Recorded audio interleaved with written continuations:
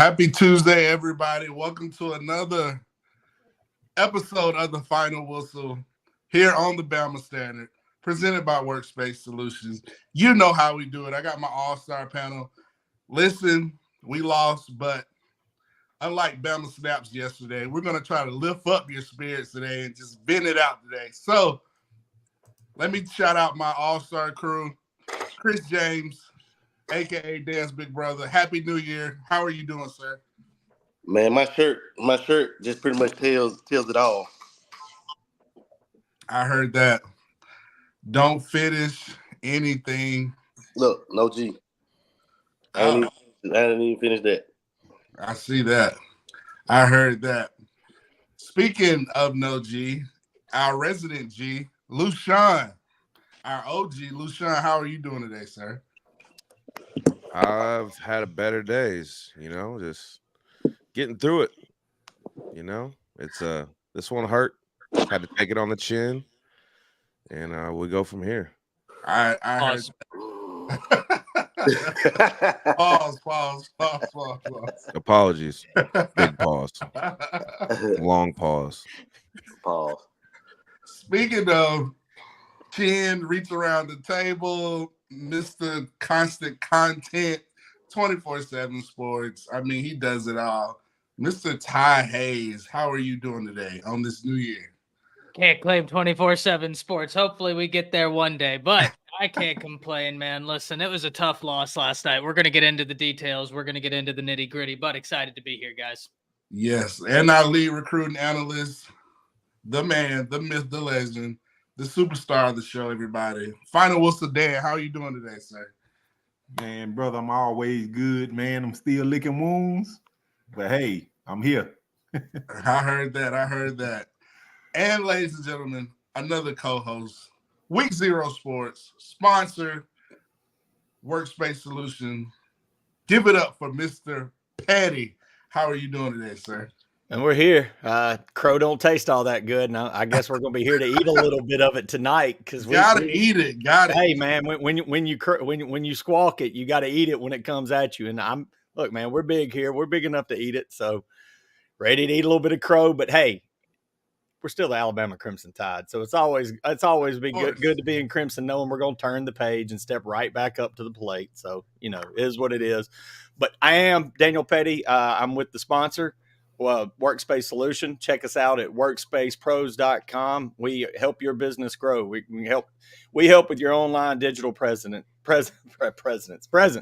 Anything from web design to SEO, content writing, anything you need to help your business grow. Marketing, that's what we're here for. Check us out at workspacepros.com. We love working with these guys, the Bama Standard, and hopefully we can bring the standard back up tonight because it was definitely down last night. Speaking of down last night, let's get into our topics. Mr. Ty Hayes, and I'm going to let our resident QB, who is our point guard on the panel, I'm going to let you just cook as Chris was doing early in the kitchen. So I'm going to let the chef cook, Ty. Handle your business. Where do we begin, guys? I think when we look at this game yesterday, there's so many different layers we could go into, but the overarching thing for me, gentlemen, was that it didn't look like Alabama was fully prepared. Now, defensively, I have very little complaints about the defense. I understand when it mattered the most, they didn't get the stop. However, I would contend that when your offense is unable to move the ball or put drives together, you're asking a lot of your defense, especially against a top 4 team in the nation. They can only get so many stops. Offense has to hold up their end of the bargain. And for far too long in that game, it was the defense doing the work. Because of that, guys, I have to ask the question, and it's linked below. Chat, got to hear from y'all off the rip. So let us know, was Bama too cocky in this game? And it's hard for me to overtly say yes or no. It just seems like they didn't adjust well offensively, like we've seen Bama adjust this season. But, guys, I want to open this up to the panel. Daniel, I'm going to start with you. Was Bama too cocky last night? Man, I don't know. I feel like our fan base definitely was, and rightfully so. What have we seen from Michigan to make us think that we weren't going to go into that game and take care of business after the way they had handled themselves in previous playoffs, losing to TCU the year before, losing to Georgia? So maybe there was a little bit of confidence, the overconfidence by the team. I don't know, man, but you mentioned it. They came out and kind of brought the fight to us. I hate to make a Rocky reference, but in the SEC championship against Georgia, it kind of looked like we had the eye of the tiger, and we punched them in the mouth, and they didn't know how to handle it. Well, turn that around, and I kind of expected that to roll over, but man, at halftime, it felt like Michigan was playing with all the fire and punching us in the mouth, and we came back out in the second half, and defense settled down, shut them down, and whatnot. But now, I mean, hard to say we didn't go in overconfident with the way the fire they came out with, and we kind of just came out thinking we were going to take care of it. And next thing you know, we're in a dogfight. Yeah, dogfight indeed, and one that for much of it we looked unprepared and outmatched. Lushan, gotta hear from you, man. What are you thinking? I don't know if we were too cocky, but we were definitely too something or not enough of something. I think it was a lack of effort, lack of intensity, a huge part of it. I just didn't see the same fire like Dan was just talking to. Like, our players didn't seem like they were even awake to play football yesterday. It's like everybody, I saw a lot of people going through the motions. It was highly disappointing and hard to watch. But being too cocky, it was something. If it was the cockiness, they weren't prepared, whether the cockiness led them to be not as intense as they were for previous football games. It was something. I'm not sure if it was cockiness, but it was something, man. Speaking of something, Dan, you were speaking earlier about the fire of the team. Take it from there. Was Bama too cocky? Definitely. I know I was, but I wasn't playing. I made the comment early. All we had to do was get off the bus. Man, that didn't age well. We just got to give Michigan credit. We didn't do anything to help, but they took it to us. They kept chopping wood. They kept chopping wood. They beat us with body blows, man. You know what I'm saying? It wasn't explosive plays or anything. They really physically whipped us on both lines of scrimmage. So you got hats off to them. They came. They had the chip on their shoulder. We didn't have the chip on our shoulder. They played for pride. They played with pride. They played with intensity. We made too many mental errors. A lot of pre-snap stuff. We didn't make adjustments. It was conservative game plan, very conservative game plan. We didn't attack when we needed to attack. But hey, credit to Michigan. I hate saying that, but hey, we got to give credit where credit's due. No doubt. Credit to Michigan. And Dan, one thing you said that we didn't see a lot of pre-snap, but that wasn't my biggest concern. The darn snap was my biggest concern every single play, because they couldn't even get the snap right. Matt, I got to pass it to you, man. Bama too cocky, or what was it? I think Alabama was too cocky. I think they were feeling themselves after the Georgia game. Everybody patting them on the back. And I think it started from just the team as a whole, coaches and everything. And I say, Lushan mentioned it earlier, I think we were too cocky to the point where I think we just thought we could just show up since we beat Georgia and think that we were going to beat Michigan without really putting in the work like we did versus Georgia and having that mindset. We obviously looked like we weren't prepared. We didn't have the right nor type of creative game planning like we've had throughout the season for Michigan. We look out of sync. We look like we didn't do anything the past couple of weeks. So I think there was some cockiness. I think we were feeling ourselves, and I think we went out there and treated it like a bowl game, while Michigan went out there and treated it like it was a semifinal game. Just some things I saw and noticed, and kind of things that are coming up. Lushan told me about some things earlier, so it looked like we were there, kind of enjoying, celebrating ourselves a little bit more. Listening to the rap poison, as Coach Saban said, and I think we kind of started feeling ourselves and started treating it like a bowl game more so than a semifinal bowl. And so from that standpoint, you look how bad we executed, look how unprepared we look how out of sync we were. Yeah, I think we were too cocky from that standpoint. And last but certainly not least, the man who was formerly in the kitchen. Don't know why you left the kitchen. I'm gonna pass it to you, Chris. The chicken is done, man. I'm done. But yeah, I would say it was more so underestimating Michigan. I mean, like we didn't give them their due credit on the lines of scrimmage, man. Like those boys were defensively, like on the interior, man. They like we just got whipped. I mean, it's nothing more, nothing less. I think that we weren't expecting them to be. This kind of reminds me of 2014 Ohio State. That season, the same way we lost, we kind of looked at film, was like, no, these boys, it shouldn't be no way they should hang on the field with us. And then we got hit in the mouth. The same exact thing happened. The same exact thing. So I think we were a little overconfident, and I think from what I heard, a lot of distractions the week of while they were out there. It was a lot of distractions, a lot going on. Just put it like that. A lot going on with the team, and the focus wasn't where it needed to be from everybody. So, but we just got outmanned, man. We got outgunned. We got dominated up until halftime, but we waited too late to try to make adjustments. You know, we waited too late. We dominated the third quarter. I think they only had 20-something yards in the third quarter, and once again, we're up by 7, and all we need is one stop defensively. That's the second time it happened. The Clemson game in 2016. All we needed was defense to make one stop, and we couldn't get it. It is like the other team just wanted it more. So, I mean, it is what it is. Matt, Can I and I think what hurt us this game.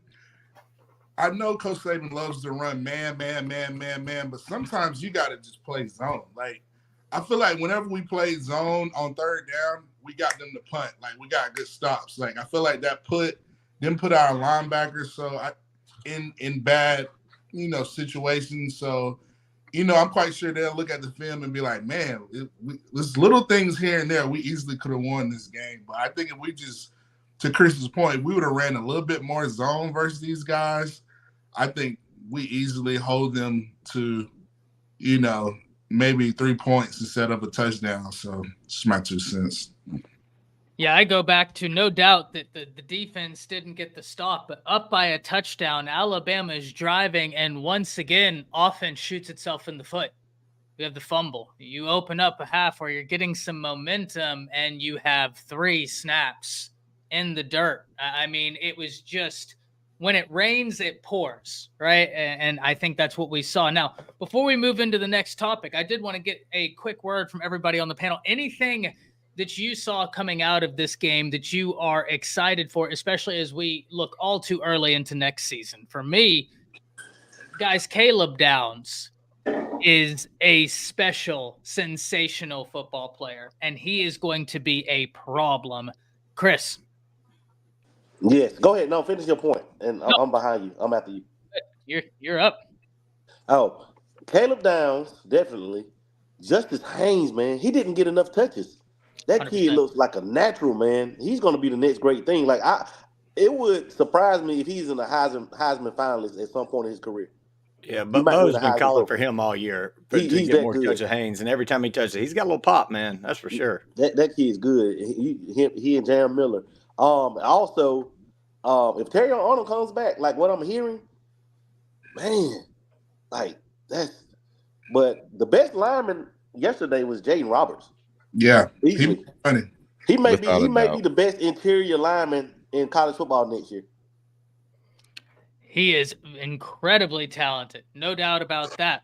Lushawn, anything you saw that a little positive before we move into our next topic?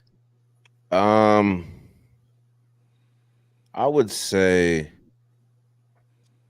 I mean, the one positive that I saw was that it did hurt a lot of these players, that it didn't go unnoticed, that the loss was felt, and sometimes you got to lose to learn a lesson.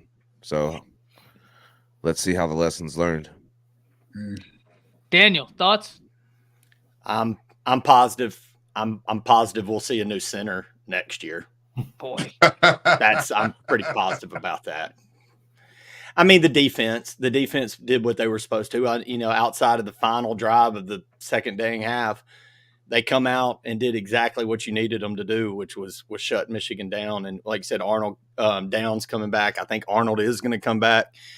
Getting the transfer from USC is going to help bolster the secondary even a little more. You're getting Lawson coming back, maybe a little bit healthier. Campbell. It's just, I think got to be excited about the defense being as good or maybe even a little better next year. So there's something to definitely be excited about.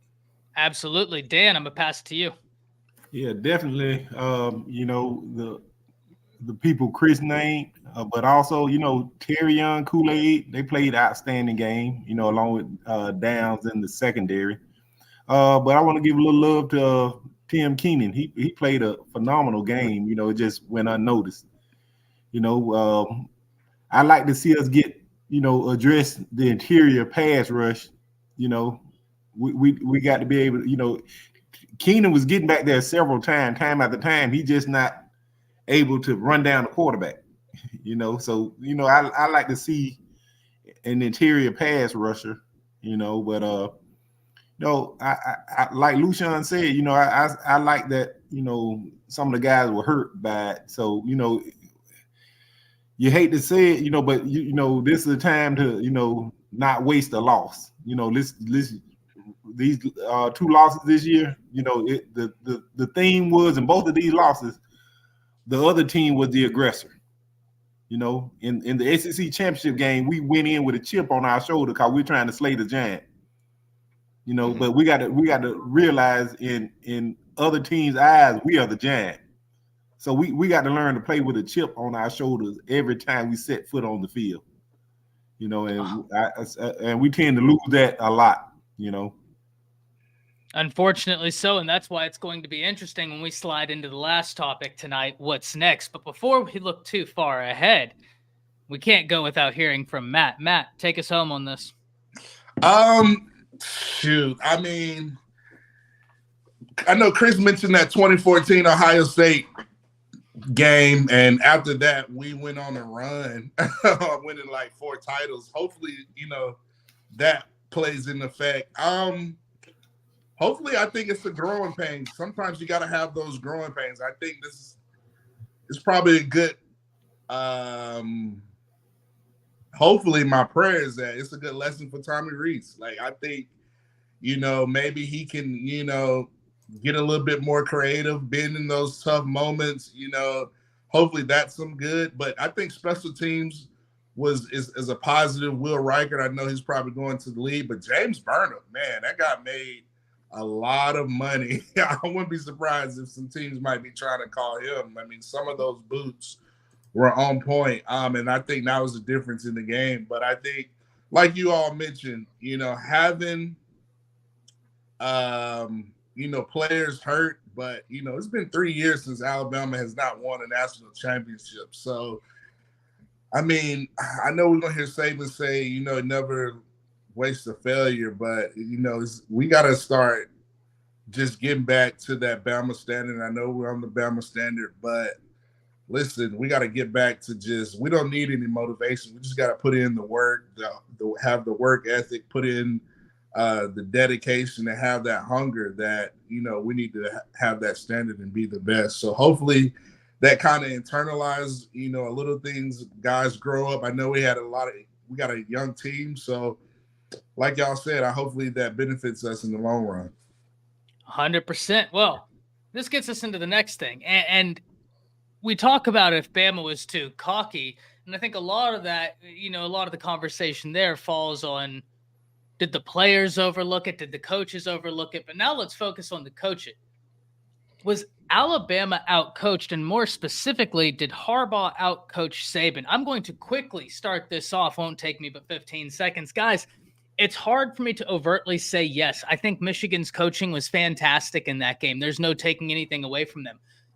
But Alabama's execution was so poor in that game that it's hard for me to just say Saban was outright outcoached. The execution was terrible. You look at that last play, and if that snap isn't terrible, Jalen Milroe might be able to score because he's going to be able to follow his guard and go where the play originated to. So all credit to Harbaugh and staff. I thought they coached phenomenally. I thought they were sensational coaching. But at the same time, I think that the execution or lack thereof for Alabama is a big reason why we're having this conversation. But for the sake of it, it's hard for me to say no, that they didn't get outcoached. And that pains me to say. Daniel, what about you? Look, as quirky as Harbaugh is and easy as he is to make fun of, he's done something that a lot of coaches don't have the ability to do. We've only seen a handful of them do it in our lifetime, and that's coach at the collegiate level and the professional level and be able to relate. So obviously he knows what he's doing. He's a hell of a coach, man. Harbaugh's one of the best coaches in college football, weird or not. And I'm not one of those people that Saban's immune to that he's perfection and can't immune to criticism and hadn't been out coached. But no, I don't think this is one of the games he was out coached. At some point, man, as a coach, you put your players in positions, and back to what you said, Ty, and it's going to kind of be the theme of the show because it is what it is. That's what the theme of the game was. Players didn't make plays. Execution didn't happen. And I know we're going to get into Tommy Reese later, and I got a big hot take on Tommy Reese and the haters on him. But like you said, that snap on fourth down isn't low. Not just does he run, I'm pretty sold that was a run pass option. You had the running back coming out of the backfield. Both your receivers were running slant routes. The linebacker was not over in time. He was several steps behind. If that's a good snap, he's able to just toss that ball out to the running back who walks in for a touchdown. So no, I don't think it was an out coaching this game. And I'm not saying Saban can't get out coached, and I ain't saying Harbaugh ain't a great coach. Sometimes though players have got to make plays, and I believe that's what cost Bama in the end last night. Yeah, all credit to Michigan there. Lou Sean, what you thinking? No. I think it was more of a letdown on the Alabama side than us getting outmaneuvered. I mean, if you don't have effort and you're not playing with intensity, and most importantly, you don't have discipline in what you're doing, you're not going to be successful no matter who your coach is. So I think there was a lot of factors that played into the fact that Michigan beat us, and I don't think it was solely the fact that Harbaugh outcoached Saban. I'm going to agree with the rest of you guys. I don't think that was the case at all. Dan, throwing it down to you. Yes. Without a doubt, I don't think that Coach Harbaugh outcoached Coach Saban. One thing I could say, and I hate to say it, I can say it with confidence, I think he did a better job of preparing the team. You know, like the intensity thing that comes on the coach. You know, I'm not trying to be critical of Coach Saban. You know, he's the greatest to ever do it. But in this particular game, I think he was out prepared. You know, so execution, everything. You know, they out executed us. You know, they came with more intensity. They were the aggressor. You know, play calling I think still was atrocious. You know, but that wasn't on Coach Saban, you know. So I have to say no. He was definitely not out coached because you know we had a chance to win the game, you know. But we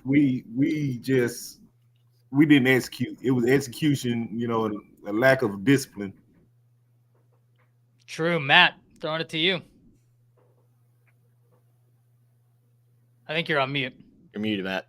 Sorry, Saban muted me because of what I'm about to say. I said I'm going to disagree. I think he was. I think we were out coached. I think we were out schemed. I think we, like I said, I think it was things we could have done. I don't think we were prepared. I think that goes into being out coached. And I think Harbaugh had his guys ready. Like, we got all the talent, but his guys play above and beyond their talent level, and we did not. So I mean, at the end of the day, it's wins and losses, and in history, people are going to say, "Oh, well, Harbaugh beat Saban." So I think from that standpoint, I'm going to say Harbaugh did. The guys were better prepared. You know, they out schemed us. You know, granted, we had all the mistakes and played a crappy game, but I mean, Mentor, the defensive coordinator, was in his bag. Sherman Moore was in his bag with what he was doing, shifts and all those things. So, I gotta give Harbaugh and his staff some credit. I just think they were, like Dan said, they were better prepared, and preparation goes into it. So I think Harbaugh, did what he needed to do to beat Saban, and that's my take on it. So I know it's not the what people want to hear, but I'm just being real. Throwing it to Chris. I'm gonna just say one thing: Connor Stallions was in the stands. Listen, Connor Stallions. I mean, it seemed like we were always one step behind in this game, and I just don't know. So, Harbaugh had his guys locked in, ready. They were prepared for us. They were prepared for everything. So, I mean, say it was a big week for Harbaugh's with his brother beating the Dolphins 56-19, and then him winning, beating us in the Rose Bowl. So, listen, I think Saban is back on his warpath right now. So, it is what it is. Yeah, he's on the warpath because the wide receivers coach on the move. Is on the move. So, yep. He won't be the last one. So, but yeah, I mean, I don't have no shame. Yes, we were out coached. We were out coached, out schemed, out played, out hustled, out everything. We didn't wake up till halftime, guys. That's when we decided we wanted to play some football, starting in the third quarter, because it's one of those little funny things. Like, it always happens to Bama. Like the first play when Caleb Downs stepped out of bounds barely and got back in. If he wouldn't have stepped out of bounds, we would have got the ball on the 30. Right then, it would have been a completely different game, because we would have scored, and it would have been one of those type moments for Michigan. But I mean, they took our punch, man. They came back and I knew when they came back and answered with a touchdown after we scored. I was like, oh man, these boys, they came to play, and it just seems like they were always one step ahead of us. Like fourth down play, like how in the world don't you account for the running back for Blake Corum? He's gonna get it. 4th and 2. We get a stop, we win a ball game. He's out in the flat, wide open. Then you come back again and on another route. What was the receiver name? Roman Wilson. Yeah. Like they made it look so easy. When they had to have it, they took it. When we had to have it, we choked. I mean, it nothing more, nothing less. So we were out coached. We were out everything. And I mean, I'm gonna keep it real. Like we didn't show up. This wasn't the same Bama team that was in Atlanta. No, it was the opposite. Bama looked timid when the game was on the line. I text y'all, Bama looked timid, man, and that's not what we're used to seeing. It was shocking because we usually step up in those moments. In big games, there's no program in the history that steps up more in those moments, right? And that's why Bama has that history. But be honest, man. I watched the Bama team wilt in those moments in overtime. First play of overtime, I saw Milro's eyes get big, and instead of even waiting for the play to develop, first play, he throws it out to the line of scrimmage almost out of bounds to a guy. And it was I know we got down there, but it was discombobulated the whole overtime. And, man, it just, like I said, a lot of wilting in those eyes. It was different. Ty, what's your thoughts? Well, like I said, I think it's hard for me to outright say no, he didn't get outcoached. But at the same time, I look at execution. When you have 9 snaps that are coming below the knee, at that point, you can have them prepared. And Seth has had this issue all year long, no doubt about it. But guys, have we seen it this bad? Like where Bama had momentum and 3 snaps in a row completely derailed the drive. And then, we talk about execution. Alabama up a touchdown, driving down the field on Michigan. All the momentum in their favor, getting what they want on that drive, and then a fumble. And so it's hard for me, once again, guys, to disagree with Chris and Matt that we weren't outcoached, but at the same time, the lack of execution was what really stood out to me here. Yeah. And we got away from the run game. So that's what I thought. Hey, Ty, and I hate to put something on one player. I don't like to pile up on a guy, but those snaps came at the worst times, man. Like when we were driving the first drive after After halftime, we score right there. You know, we got the momentum.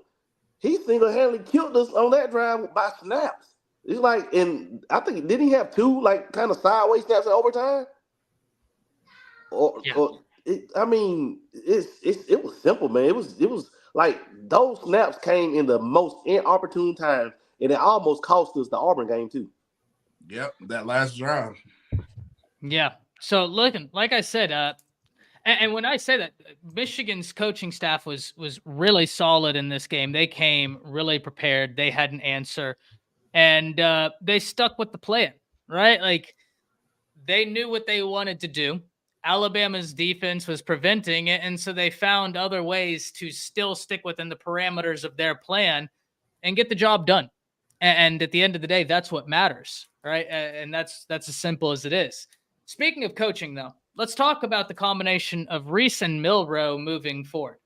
Because like I said, the thing I was so blown away with was going away from the running game. Specifically, you look at a Justice Haynes, who it looked like every time he touched the ball was finding success.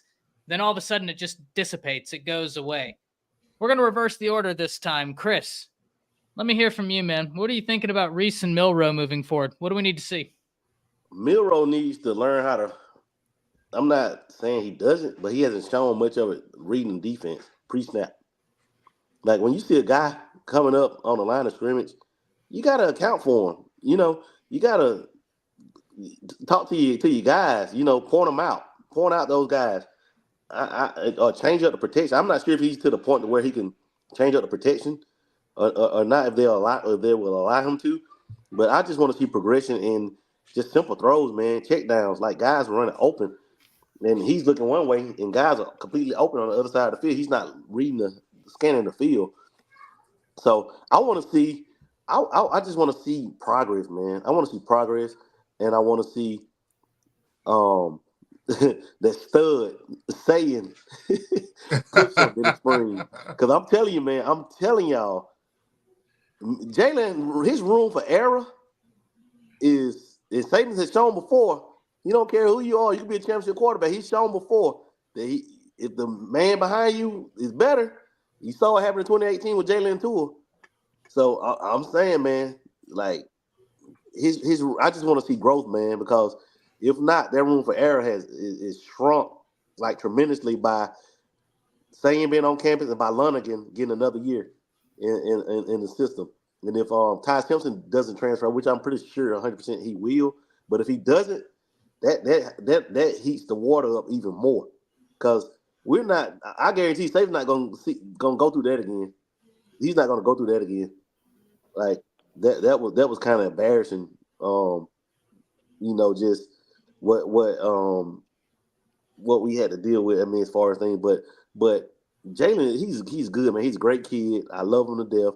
I think he can do it. I really do. It just depends on how patient we are with him. So it has to be a lot of work and coaching being done in the off season, man. It has to be a lot of coaching, and I think he'll get it done. I believe in him. Well, Matt, before I pass it to you, and speaking of the transfer portal, speaking of some numbers here and Bama fans, what you can expect over the coming days, got to hit 85. And right now, Alabama is projected in the mid-90s. Shaz Preston enters the portal today. Expect more names. The portal giveth, the portal taketh. We've had this conversation so many times. Matt, once again, before we get to you, John Davis with the 499 bit saying, if Bama scores in overtime, do you think they go for 2? Man, I wish they would have. I wish we would have. Coach Saban. Not Saban. Saban won't do that. I wish they would have, but yeah, and especially with Reese, the game plan being all over the place, right? I just don't see it. But speaking of Reese, Matt, same to you, man. What do we need to see from Jalen Milroe and Tommy Reese? One word: creativity. I need him to go look at Tommy Reese, and I know if you're a fan of Bama Standard, Fighter Wilson, I'm giving you some words of advice. Go watch Grubb, the OC at Washington, how he is creative in this offense. Obviously, you can look at Sark. Look at Shanahan with the 49ers, and look at Mike McDaniels. Look at all the different ways he likes to use players, schemes, creativity in certain situations. I think he's young and I think he's got potential, but I think he just needs to get a little bit more creative, looking at just this whole offseason, just studying some really creative minds and incorporate that into his system and get just more creative offense. Jalen Milroe, I think Jalen Milroe needs to get with a QB coach in the offseason. I think he needs to work on his throwing motion. I think he needs to work on, getting the ball out quicker, being able to work in practice. He needs to be throwing balls like every day. Like he's no Peyton Manning. He can't afford to just chill in the offseason. He needs to be working on his craft. He talking about Jalen Hurts, his favorite player. Well, the year before last, before Jalen got that big contract, he worked with a guy who worked with Tom Brady to work on his mechanics and working on his craft. So Jalen Milroe, get with a good QB coach or something, because like Chris said, we got Saban and Lonergan, and from what I've heard, those two are really coming. And I'm gonna let Lushawn speak on Saban a little bit later, but you have no room for error. So I mean, if you're looking to make strides, man, work on your craft, man. Just continue to work. Carry the play fake. He got to get better at, if we're gonna run this zone read option, man, like he's got to get better at actually reading the zone read option. Like I saw so many times where he doesn't carry the play fake when he hands the ball off. And I don't know if he makes the right read, because when you show the replay, I'm like, if he would have handed it off instead of kept it, like the running back's still running. So it's little things he can work on, obviously accuracy, throwing motion, just working, becoming a student of the game. And those are my things Tommy Reese and Jalen Milroe need to improve if we're trying to win another national championship and take a next step this year in this 12-team playoff. 100%. The playoff expansion is going to be interesting. Looking forward to the home games. But before we can ever even think about that, we have to hear Dan's thoughts. Dan, same question to you. Yes. As far as Jalen, I want to see improvement. I want to see, especially in pre-snap stuff, recognizing the defense, seeing the defense, completing the intermediate throws. Take what the defense gives you. They give you a running lane, take it. They give you a check down, take it. Positive plays, stay ahead of the chain. That's all McCarthy did. He stayed ahead of the chain. Obviously, Coach Reese, he's not able to, I guess, call a game plan that suits Jalen, that takes advantage of his skill set. So Jalen, you got to do what you got to do. You got to be the best version of yourself. Quit trying to be who you are. You know what I'm saying? Be who you are. Utilize your talents. Utilize your God-given talents. Coach Reese, I need you to be able to be a little more creative. Quit being so dang conservative. That game plan last night, that was the most vanilla offense I ever seen in a playoff game. That was terrible. Unacceptable. Terrible. Look across the field. On third down, Michigan utilized the running back out the backfield. It just little crossing routes. Things like that. Just utilize what you have, or I don't know. I guess he needs to go to a coach's clinic or something. I don't know, but yeah, that last night, that wasn't it. No screens, no nothing. Nothing.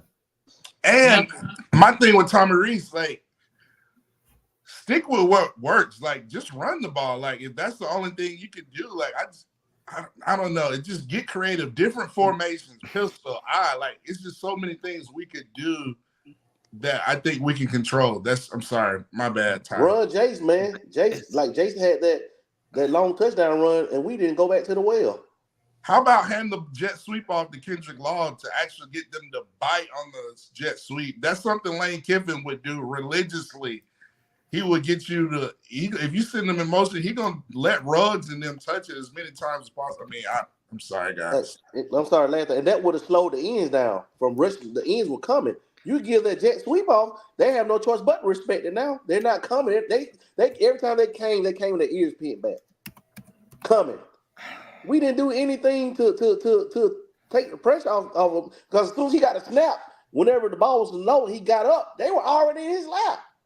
Yep. Man, players can make you look like a genius, though, too. I know we're throwing a lot of heat on Reese, but I think that 4th and goal call at the very end of the game was a beautiful call. But the center makes a bad snap, and all of a sudden Reese, man, he ain't according. No, man, we're driving down the field. First down, bad snap, runs a drive. Yeah. That's not Tommy Reese's fault. That's players making execution.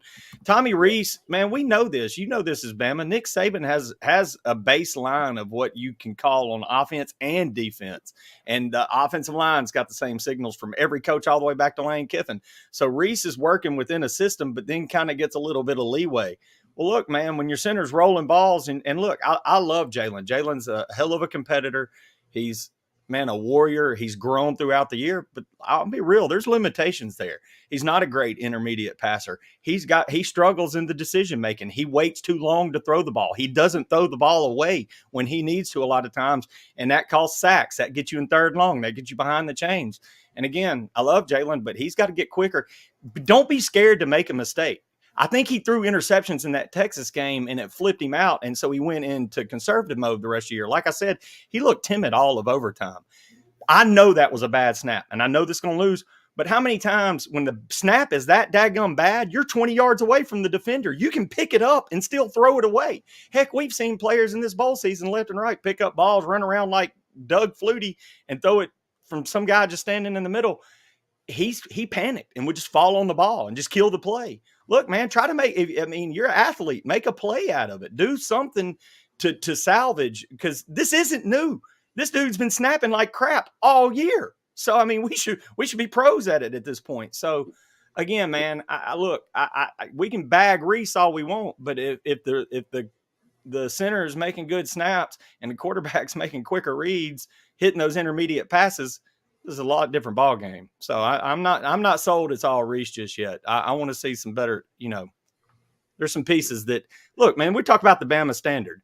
We went from Hurts to Tua to Mac to Bryce. I mean, and 2 of those dudes were absolutely Bob Ross on a football field. I mean, they just painted magical football. So we're used to guys that can hit every throw on the field. So I know we are spoiled. But again, we're spoiled because there's a standard built, and that standard wasn't really hit this year. And like you guys alluded to, there's a kid from California sitting on that sideline right now that's a baller, and Saban has proven he's going to go to the guy that can get it done to win, regardless of how much you like him or good guy or whatever. This ain't a friend league or a good guy league. This is win some national championships. This is Alabama, man. Hey, and the left side of the O-line got whipped. That's the worst I ever seen Booker play in a crimson uniform. Yeah, Dan, you wanted to speak on something. Yes, on this comment from Adam Lamparello. For anyone who criticizes Reese, I doubt you could do better given Milroe's limitations. I'm gonna tell you another quarterback that was limited. He's very similar to Milroe, especially his freshman year. That was Jalen Hurts. Lane Kiffin put him in position to become the SEC Offensive Player of the Year. So, it can be done. You had all season to utilize his skill set. So yes, I can criticize Reese as far as that. He's young as well. So, I'm pretty sure he can improve, just as much as Jalen. He's young, I expect Reese, I expect him to improve. So we can be critical of him. It's a topic for discussion. But yes, he can improve. But that right there last night, that was horrible. No way around it. That was terrible when all chips are on the table. That's inexcusable. I agree. And I've been saying this about Reese, about creativity. And another thing, mix up the formation. If you know the snaps are low, why don't we try pistol? Why don't we move him up a couple yards that way those snaps hopefully don't be as low. Like just little things you can do I formation. You can do pistol heavy. You could hand the jet sweep off. There's so many little things that just from a schematic, a system thing you could do that can help the offense. So like Dan said, I got to agree. Jalen Hurts his freshman year was nowhere near the thrower that Jalen Milroe, I believe, is where he is now. But Lane Kiffin, as a great offensive mind, genius, knew how to play to his strengths and then formulate an effective game plan for any situation for Jalen Hurts. I mean, I remember Darius Stewart running plenty of jet sweeps. Like, he just wasn't calling it just to be calling it. Like, I mean, I saw him in I saw him in pistol. I saw him do everything. So hey, let's just call it what it is, man. Lane Kiffin the GOAT. He's the GOAT, man. It ain't too many Lane Kiffins out there. It may be two. And that's Him and Sark. and DeBoer at Washington. Those two about the only ones that are in Lane Kiffin's league as far as play calling. Todd Monken. Yeah, Monken, he reinvented himself. Yeah, well, Lushawn, thoughts? What do I want to see from Tommy Reese? I want to see him simplify the offense. I want it to be a little bit more dynamic next year. I want to see our players have more confidence in what they're doing.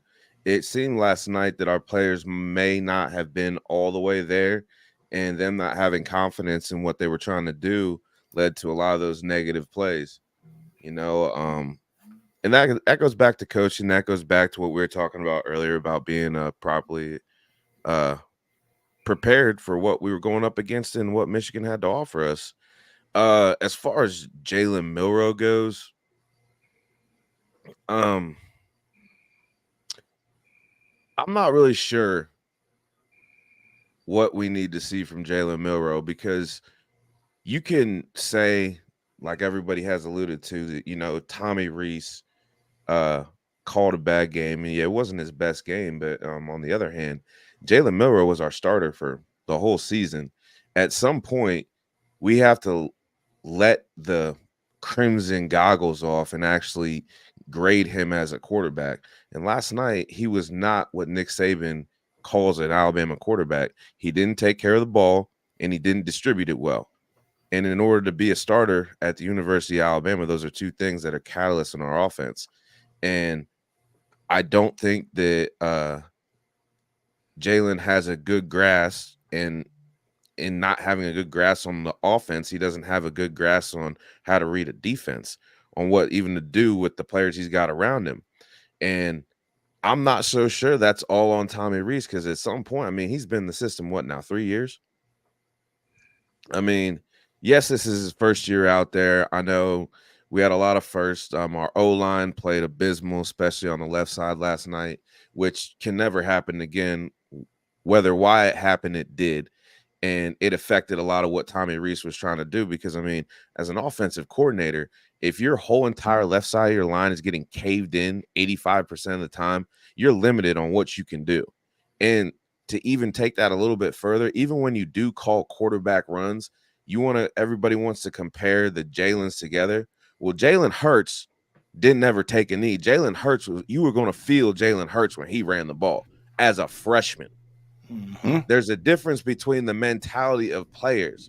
Yes, Jalen is a better thrower, but I think Hurts was the better of the football players, because he had a football mindset. He knew that, okay, the first down's there. I'm not going down here. I don't care if I got to give up my body. And he was a freshman and did that.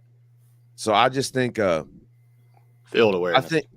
I think I'm not so sure that unless they send him to like a quarterback guru like we were talking about, I'm not so sure that's something he can necessarily learn, especially at this point in his career where we play in the SEC, the level of pass rushers that he's going to have to deal with. Because, guys, I hate to say it, but now that everyone's seen that around the nation, teams are going to start doing that to him. So unless he takes that next step in his progression, we're going to need to see either Saban or Larnigan, because those two have something that I don't think that Jalen Milroe has yet, and that's the ability to feel pressure. I mean, we saw it all season long, and I think that Michigan just had longer to look at the tape to be like, wow, he really doesn't even recognize blitzers walking up on him. They don't slide the protection, and that too is a little bit on the offensive line. The communication, those guys didn't talk. You see a guy coming up towards you. How many past offensive lines you see, like Landon Dickerson and them cats? Even the line that Jalen had, they would be communicating. There was no communication between Jalen and his linemen. And I think that there might be just a problem just with Jalen and some of his teammates, because the tight ends were a no-show. And I don't know why that was. I mean, even like all season, it really seemed like he never really focused on the tight ends. And you can't say they weren't open, because they were open most of the time.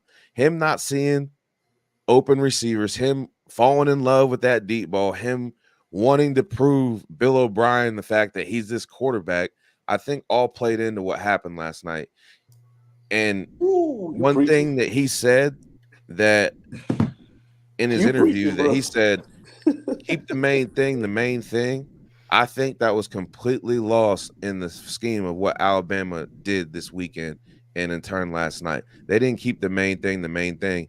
And unless we get back to that, unless we get back to the dynamics of what actual football is, we don't need these intangibles.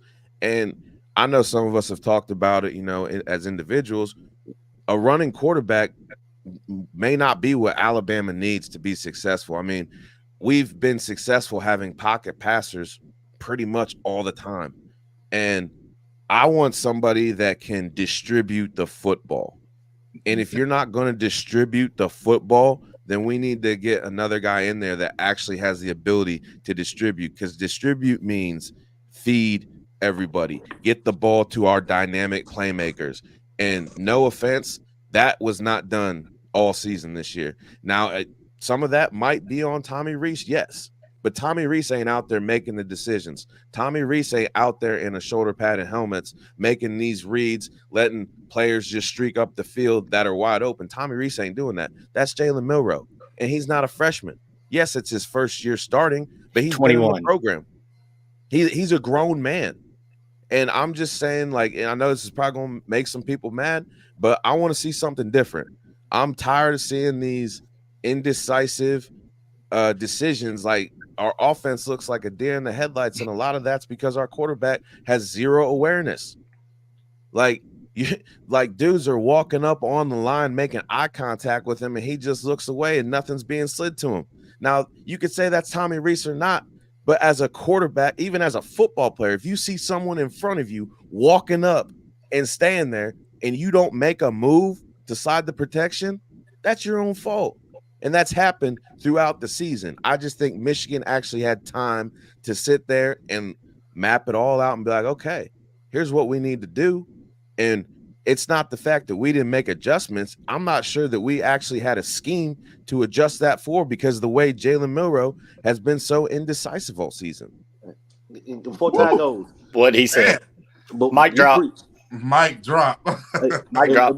Before Ty goes, would you guys say, could the fact that we didn't have a first round talent receiver, because remember, Blake Sims he had Amari Cooper to lean on. Something went wrong. He had Amari Cooper. Just throw it up the coop. He's going to make a play. Could the lack of first-round talent at receiver have played a part in it? Y'all get what I'm saying? Because Bryce didn't even have a 1,000-yard receiver last year. So could it be since Jameson and Mitchell were the last two receivers, dominant Bama receivers we had, if we're being honest? I'm not saying that we don't have the talent, but I think part of the reason why Holden Williams is gone. I think you're absolutely right, because I think the proof's in the pudding. Saban did what Saban did. We didn't get separation. That's why we've lost the playoff games we've lost, is because our wide receivers can't get separation. And that is directly back to our wide receiver coach. And he basically did with Wiggins what he did with Golding. He went out and said, hey, we're going to get you, we're going to find you something else. But what you're doing at the University of Alabama ain't working out. And our receivers not getting separation was just terrible. Like, we got elite wide receivers with actual foot speed, and watching them last night just tiptoe. It's like we could have been carving them up like turkey dinner last night. If you had got a coach like. It's kind of frustrating, man, because you can't say that we don't have talent in our wide receiver room. We have one of the most talented wide receiver rooms every year, and they've been underutilized. Gotta get the ball to them when they're open. That too. You gotta see them. You can't just fall in love with the deep ball, and that's pretty much all we've been doing is fall in love with that seam route, that post route, that one-on-one, and that's good and everything. But there's more to football than a home run. Man, kudos to Lucian, man. You actually spoke it on the head. Ty, what are your thoughts? Well, there's no doubt that it has to continue evolving. I think everybody hit the nail on the head when it came to the creativity or lack thereof for Tommy Reese. I always go back to whenever Steve Sarkisian was at Alabama, and the thing that stands out to me about Sark is the creativity he had. Specifically, when I think back to some of these plays that Sark would run, I mean, think about the orbit motions he would utilize with Devontae Smith, right? Sending him on these orbit motions, coming back around, really exposing what the defense was in, but then giving the quarterback an option, whether he was going to go deep, intermediate, or he'd have a Devontae Smith coming on a orbit motion. And then the other play he would always run, that fake screen, where Devontae Smith would fake the block, and the second he would get right here, shed and then go. And it was beautiful. We don't see that level of creativity from Tommy Reese. And in terms of Jalen Milroe, listen, there's no doubt that improvement needs to happen from Jalen Milroe, but he improved a lot from where we saw him with Bill O'Brien to where we saw him now. And I'm hoping that this offseason that improvement can continue. I think he's got a very high ceiling. But gentlemen, I think that this is a topic that should be expanded. What do we need to see from Jalen Milroe? What do we need to see from Tommy Reese? What do we need to see from Coach Eric Wolford? What do we need to see from the wide receivers? What do we need to see from the offensive line? Because this offensive line let Jalen Milroe down. The center couldn't get a snap to him when it mattered the most, and it wasn't a new problem.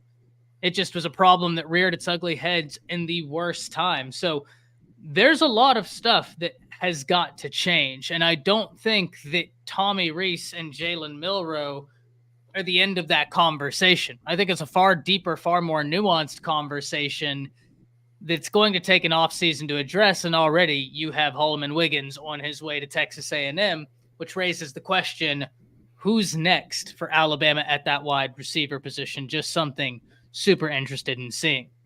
Well, what do you what do you think the O-line needs to lose? Yeah, I've said that all year. Ed Adams asked me, do I think that the O-line needs to lose weight? 100% I think the offensive line needs to lose weight. And I said this earlier on in the year. They were bigger than the average NFL offensive line. There's a reason for that, right? There's probably a reason that the NFL doesn't have an offensive line that big. It's not because they can't get guys that big. Jeremy Sanders says, speculation has it if Harbaugh leaves, then Michigan calls Brian Kelly.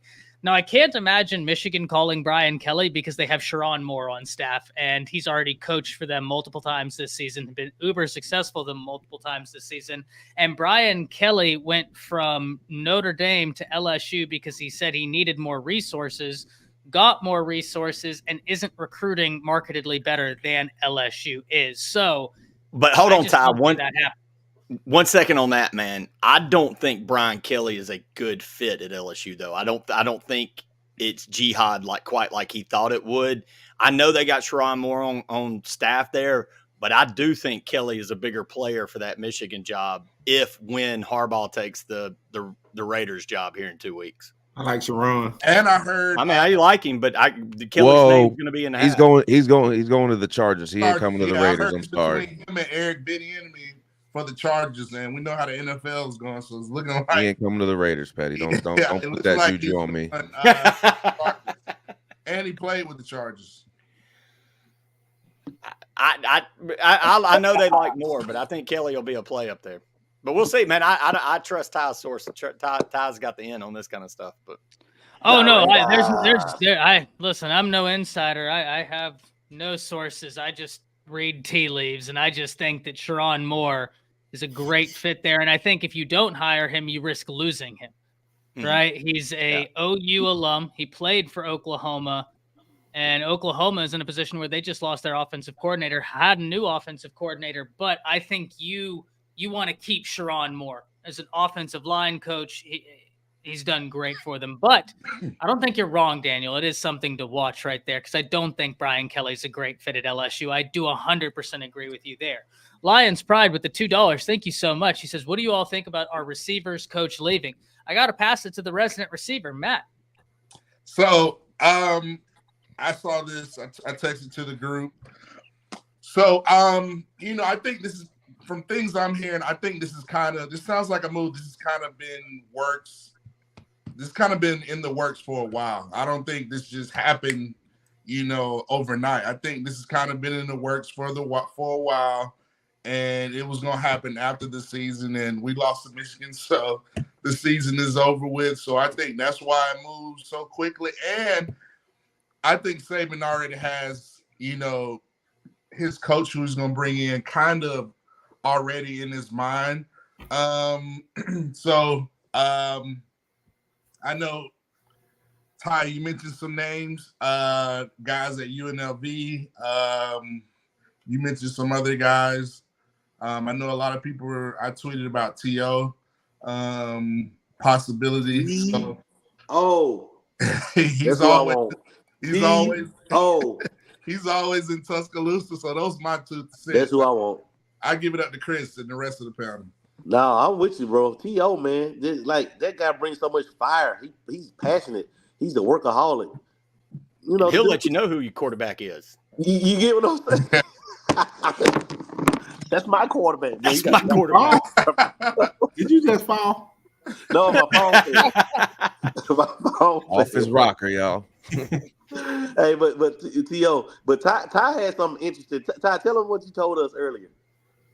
In regards to the receiver, what you think? Who you would love? No!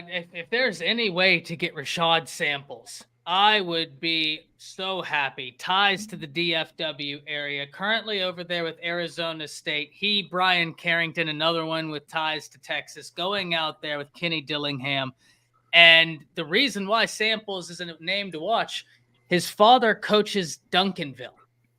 The Duncanville. In DFW, a hop, skip, and a jump from me. That name in DFW is alone to shut it down here. And DFW, guys, I'm not going to lie to y'all. I could throw a rock and hit a 5-star here. And I can't throw particularly far. But I could hit several 5 stars. You said Duncanville. I thought you were talking about south of Tuscaloosa. No, I'm talking about Duncanville here in Dallas, Texas. The Duncanville. Duncanville.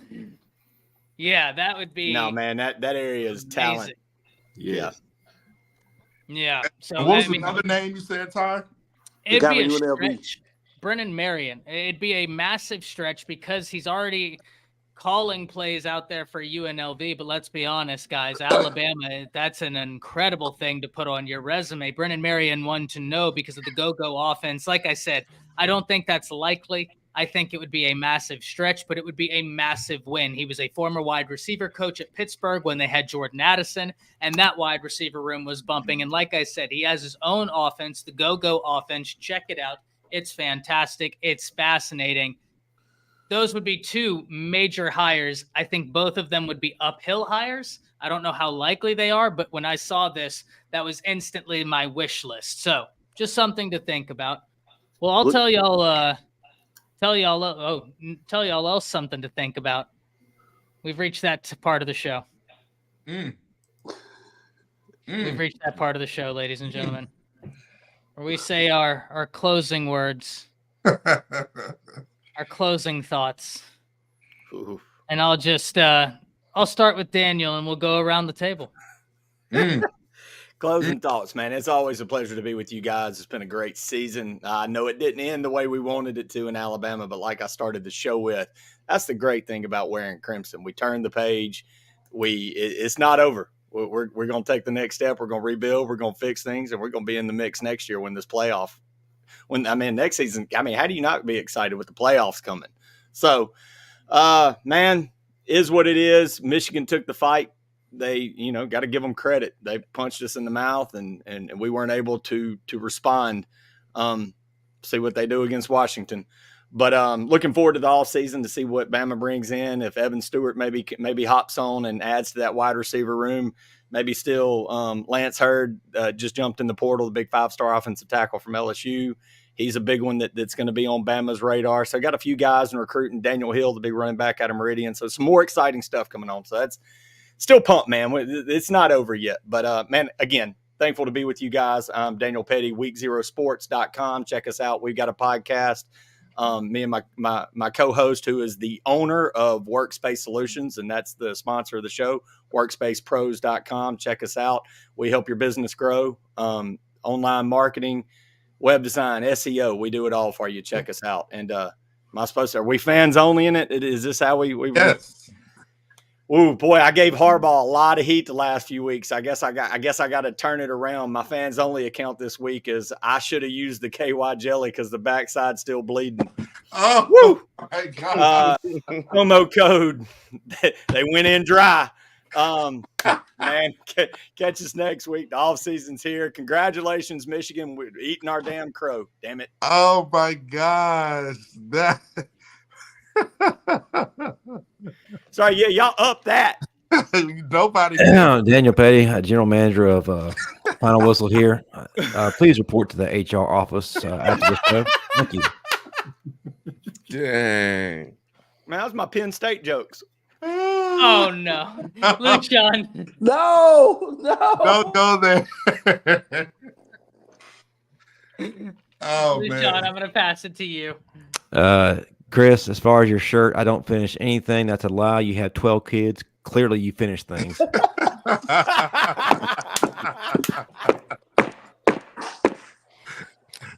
Oh, wow. Great show, guys. I love it. You can find me on Twitter, Roluce21, Lucian Graves on Facebook and Twitter.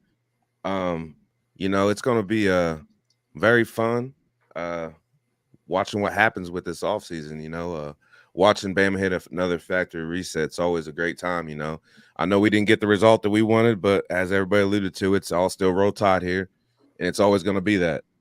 For the offseason, I think I'm going to do a little bit of traveling and some sightseeing.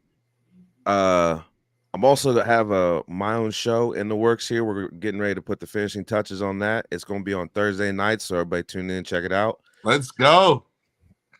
But in my off time, I've been in nature a lot. I've been doing a lot of meditation, been getting really one with nature. So from now on, you can find me on OnlyFans, The Real One Outdoors, promo code The One. I love it. The one, the only. Chris James, on to you. What's up, y'all? You can find me on Facebook. This one I'm active, arguing with Florida State, Georgia, LSU, Tennessee, Auburn, the fans, Ohio State. They coming at me, man. So They coming at all of us. just to tell you. So, but I love them. Those are my friends. I gave them slack, so they're giving it back. But you can find me on Facebook at Chris K. James Sr., on X or Twitter, formerly known as Twitter, at Coach Chris James, on Instagram at, I think I changed my name on there. I think it's at Coach Chris James. I don't know. I don't remember on Instagram, but I don't do nothing with. I'm hardly on there, but you can find me on there. You want to find me on Facebook. I'm getting active in my X on Twitter. So, and like I said, every Tuesday night, man, right here, same place, same time. As Dan says, the same back time, same back channel. Yep. That's how it goes down. and while we at it, make sure you tune in to CC Show and George T Show tomorrow night. Is it 7? The CC Show starts at 7 and T 7 Eastern, 6 Central. That's right. And her star co-host is gonna have the most handsome guest she's ever had on the show. What I'm hearing. Oh, I wasn't told that I was gonna be on there. No, I was on there last week. Dan James, you just interrupted me for the second time tonight. You're on suspension, Send this pay to me, Justin. and you're fired. Hey, get fired on his day off. Well, before he's fired for good, I gotta let him say his final piece. Dan, to you. Yes. Well, since I'm fired, and another thing. No. Listen, y'all. Y'all can catch me on Twitter, X, whatever you call it now, you young people. At the Final Whistle Dan. You know, you catch me here every Tuesday night. Same bat time, same bat channel. Y'all hit that like and subscribe button. We appreciate you guys. We appreciate you guys in the chat. Being engaged and everything. You know, tune in to CC's show tomorrow, 7 p.m. Eastern, 6 Central, and T's tape. You know, that's a very good. I'm pretty sure he's gonna have a very good breakdown of the game, so we, you know, can go through that agony again. You know, so you know, I enjoy y'all, but please hit that like and subscribe. You know, we appreciate any kind of feedback. You know, leave your comments and everything. Thank you. And my take on the next receiver coach, I think we should get somebody like a more grizzled veteran, somebody that knows the Bama standard. You know, so I'm gonna nominate the legendary Matt Caddell.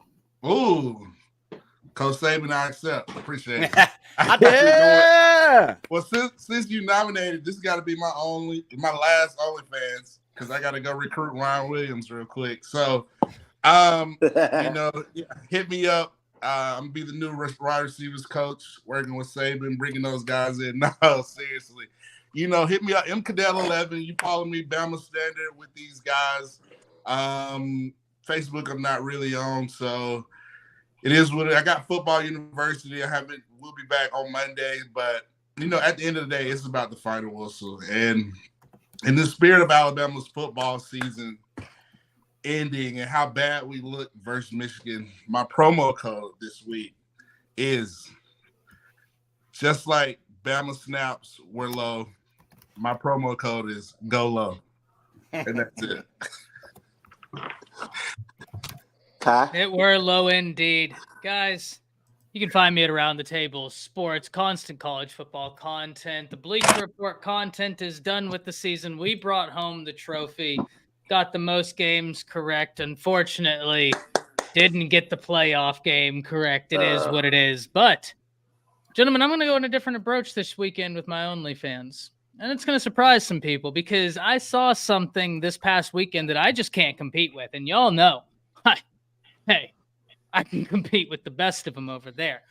But, gentlemen, that Orange Bowl was so down dirty, so disgusting, so dastardly, so devout of human empathy or human good. It was just downright depressing. They turned the Seminoles into the Seminoles, and I just don't know if I can ever top that. So, I just encourage you all to go watch that slaughtering again for my OnlyFans content because I gotta hit the drawing board again. I didn't think something that dirty would hit the internet for quite some time. So now I need to really, really recenter, think about myself and how best to move forward so that I can recapture the limelight over there. But it's going to take a while. Help, man. Y'all need help.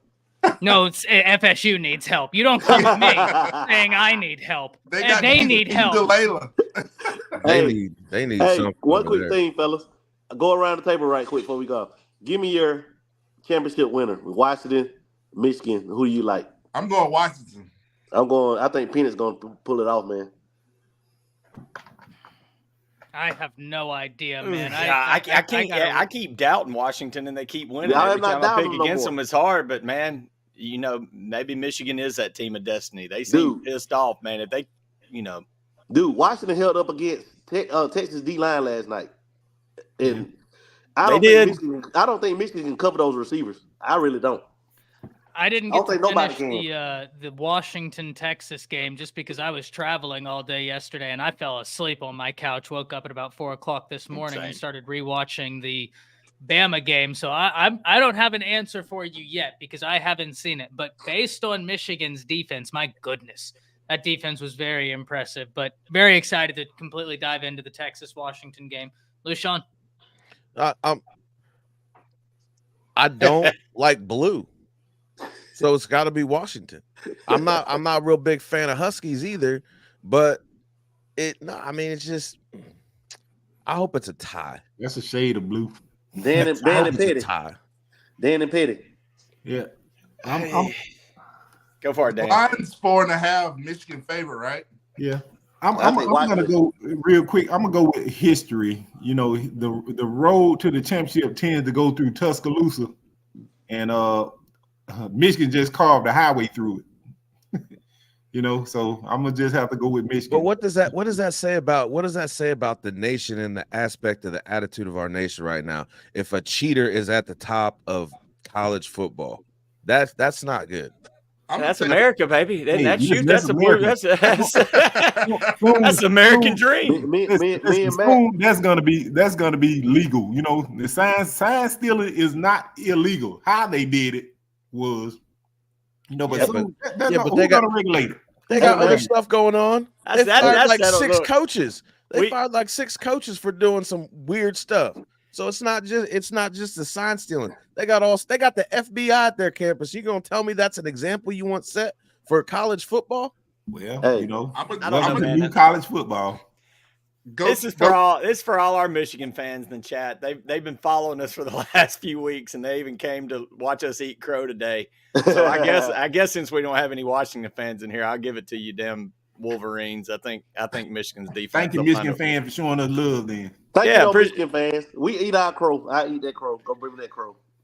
But I don't know, man. It's hard. Penix is a winner. I don't know how they not give that kid. Let's talk about robbery. That kid should be the Heisman winner. How the hell did he not win the Heisman? No. Gentlemen, we will get down a rabbit hole. Yeah, rabbit hole. There is no return from. Sorry. Until next week. This is the final whistle, and we'll see you next time. See you guys. Roll Tide. Roll.